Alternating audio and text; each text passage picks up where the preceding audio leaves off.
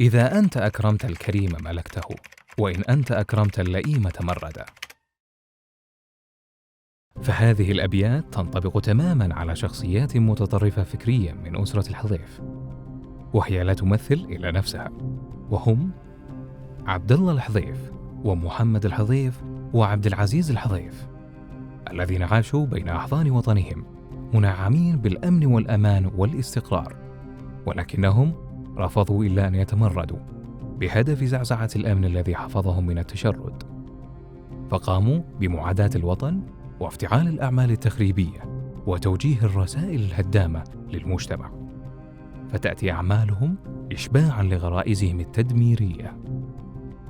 من هو عبد الله الحضيف؟ مواطن قدمت له دولته التعليم والرعاية الصحية والحياة المنعمة والوظيفة الكريمة، حيث كان موظفاً مدنياً سابقاً بوزارة الدفاع. انتهج عبد الله الفكر المعادي للوطن برفضه التام في تفعيل الشراكات الثنائية بين السعودية وأمريكا لإنقاذ دولة الكويت من الغزو العراقي الغاشم، مما جعله يحمل فكراً إرهابياً ضد جنود وطنه، الأمر الذي قاده إلى اعتلاء منابر المساجد وتحريض عوام المجتمع بالخروج على الحاكم وقلب السلطة. وتلك الأفكار العدائية جعلت منه شخصاً متطرفاً، كما كان عبد الله عضواً فيما يسمى لجنة الحقوق الشرعية المعادية للوطن، وأبرز شخصياتها هم محمد المسعري وسعد الفقيه ومحسن العواجي ومحمد الحضيف. وتتوافق أفكار اللجنة مع أفكار عبد الله الحضيف، بل أنها هي من قامت بتخبئته في إحدى استراحات الرياض عندما قام عنوة وتربصاً بسكب مادة الأسيد الحارقة على أحد رجال الأمن وهو الرائد سعود الشبري خلال عام 1995. ذلك العمل الشنيع ضد أحد أفراد الأمن لم يكن يأتي إلا من قبل أصحاب الفكر الإرهابي المنتمي لتوجهات تنظيم القاعدة وداعش، حيث يتبنون مشروع استهداف رجال الأمن حماة الوطن، مما جعلهم يستبيحون دماء أقاربهم والمنتمين للسلك العسكري. تبرأ منهم يا أخي، لك عم يحارب الدين تبرأ منه. لا تجد قوما يؤمنون بالله واليوم الآخر يوادون من حاد الله ورسوله، حتى لو كان أبوك وأخوك وعمك شوف من موجود من طواغيت هالسنوات. عندك عسكري موجود في السلك العسكري في وزارة الداخلية، تبرأ منه أولا ثم اقتله ثانيا. أول شيء بايع أبو بكر البغدادي السمع والطاعة، وهو أمر بتشريد جنود الطاغوت، جنود آل سلول، حماة الصليبيين، وهو أمر في قتالهم وفي رعبهم، أي كافر ينقتل. وتكفى طلبتك يا سعد، وإيش سويت؟ سببت في صدور الطواغيت حكامكم يا أهل الجزيرة طواغيت، ولا عندنا في كفرهم أي شركة، وكفر جنود الحكومة السرابيت لو صلوا وصاموا وحجوا. بعد ذلك تم القبض عليه وتنفيذ الحكم الشرعي وفق القانون المنصوص والشريعة المتبعة في عام 1998. من هو محمد الحضيف؟ هو الأخ الأصغر للإرهابي عبد الله الحضيف، عمل سابقاً كمحاضر أكاديمي في جامعة الملك سعود في قسم الإعلام، ثم عمل لاحقاً مديراً للجودة في قنوات المجد الفضائية.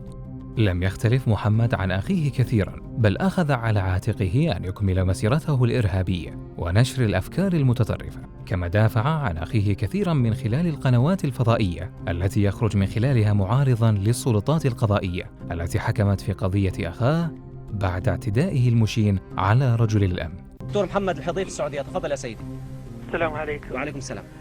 أود أن أشير إذا سمحت لي دكتور فيصل إلى أن طريقة التعامل الأمني قادت إلى أو فاقمت المشاكل.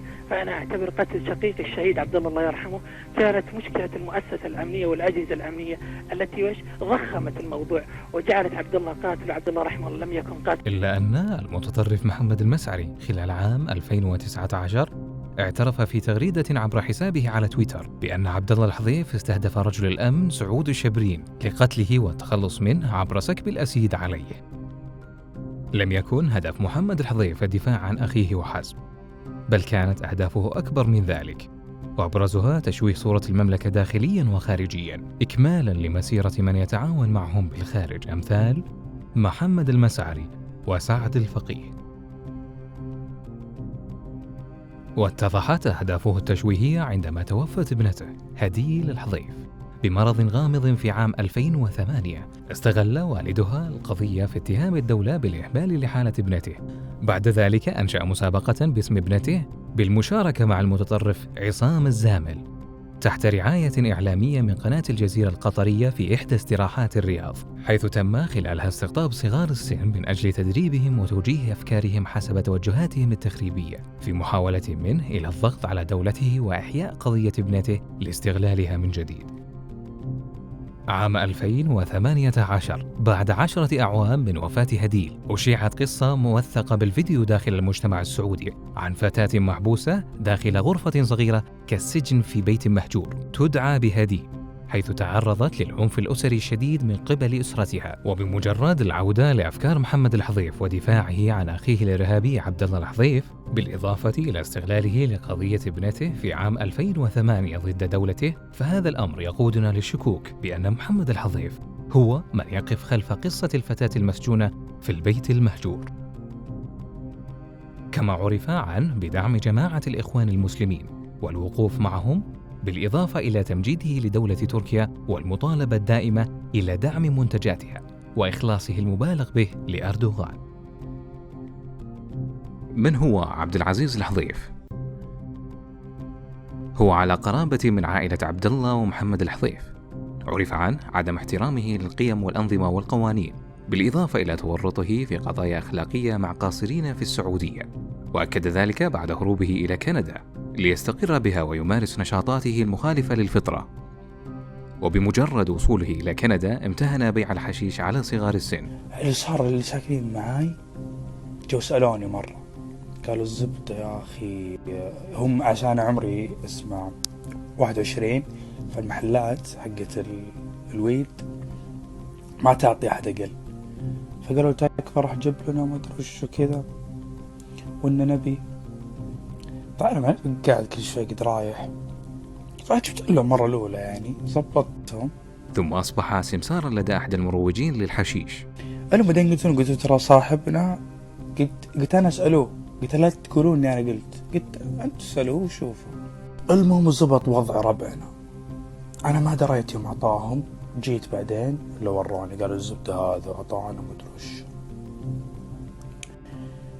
معطيهم بدون شيء، قالوا امسك جرب بس، وروني كذا الصنف صح، نعرف يعني خبرة. بالرغم من اعترافه بأن هذا العمل مجرم في القانون الكندي.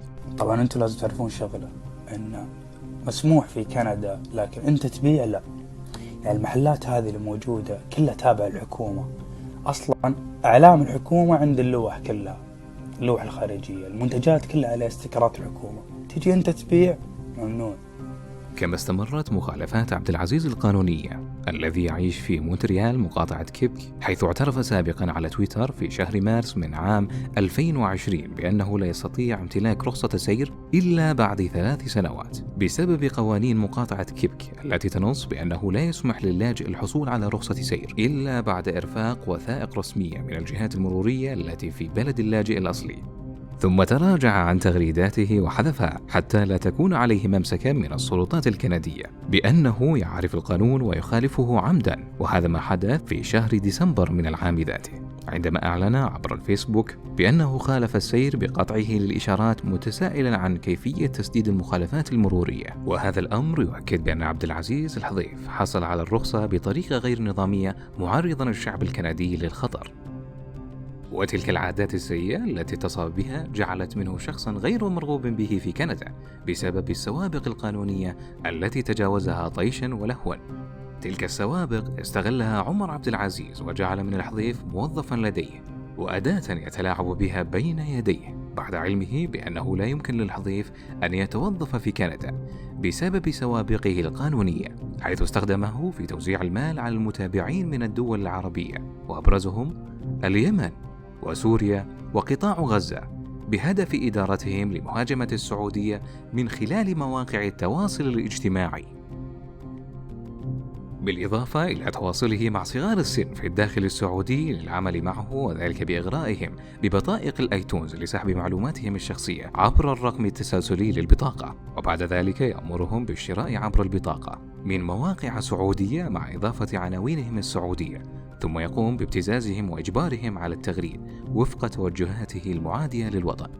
أول حاجة مبروك للي أخذوا البطايق. الشيء الثاني يا جماعة الخير إنه هذه البطايق تشتغل حتى على المواقع السعودية، حتى على المواقع يعني الخليجية أو العربية أو الأجنبية. يعني مو بس إنه شرط يعني مثلا أنا والله جايبها من كندا معناته إنه خلاص بس تشتغل في المواقع الأجنبية. لا عادي تقدر يعني تطلب فيها أوبر، يعني تقدر والله تطلب لك أكل، تقدر مثلا تطلب لك من نون، تقدر تطلب لك من سوق.com أو أمازون السعودي، أي موقع عادي. يعني مو بأنه الموضوع لا لازم أطلب مثلا من موقع أجنبي. فأطلبوا وحللوا الفلوس يا جماعة الخير، لأن أنا كذا أنا بنغبن. أنا لما أعطيك بطاقة أبغاك تصرفها، أبغاك تحلل الفلوس، أبغاك تستفيد، أبغاك تنبسط. أعطيك البطاقة تروح تخليها عندك، وش الفائدة؟ قل لي ما راح أطلب لأني خايف، بعطيها غيرك. في غيرك كثير يقول لك يا عمي هات البطاقة أنا بطلب. أما تاخذ البطاقة وتقول لا والله ماني بطالب من موقع سعودي، بطلب من موقع أجنبي، وأنت ما عندك عنوان أصلا. لما تطلب من موقع أجنبي ما عندك عنوان في أمريكا، أطلب من موقع سعودي عادي، ترى ما حد بيعرف. وانبسطوا يا جماعة الخير وحللوا الفلوس، أرجوكم حللوها. وهنا فيديو مسرب لأحد العاملين مع عبد العزيز الحضيف الذي نشر تهديد وابتزاز الحضيف لكل من يفكر في التخلي عنه أو من يخالف أوامره في التغريد.